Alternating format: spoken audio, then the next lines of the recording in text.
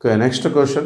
The horizontal and vertical displacements x and y of a projectile at a given time t are given by x is equal to 60 meter and y is equal to 80t minus 5t square meter. The range of the projectile is, okay. So given note చేసుకుందాం. Horizontal displacement x is equal to 60, vertical displacement y is equal to 80t minus 5t square.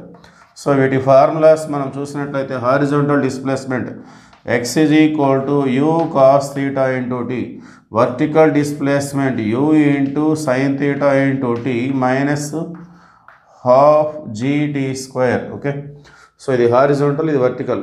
So ఈ రెండు compare చేసుకుంటే ఇక్కడ t coefficient u cos theta is equal to ఇక్కడ t coefficient 6. ఇట్లానే second ఈక్వేషన్లో t coefficient u sin theta is equal to ఇక్కడ t పక్కన 8. అట్లానే ఇక్కడ second term t square coefficient half g,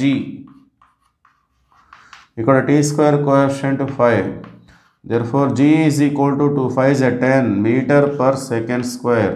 okay, range of the projectile formula వచ్చేసి r is equal to u square sin 2 theta by g.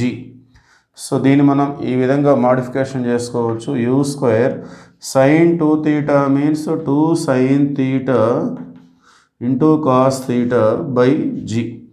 So దీన్ని మనం ఈ విధంగా adjustment చేసుకుందాం. సో 2 ఇంటూ u స్క్వేర్లో రెండు యూలు ఉన్నాయి కాబట్టి u sin theta ఒకటి, u cos theta ఒకటి, ఓకే, బై g. సో ఈ విధంగా అడ్జస్ట్మెంట్ చేసుకుందాం. యూ స్క్వేర్ అంటే రెండు యూలు ఉంటాయి కాబట్టి ఒక యూని సైన్కి ఒక యూని కాస్కి. Now we have the values U cos theta 6, U sin theta 8.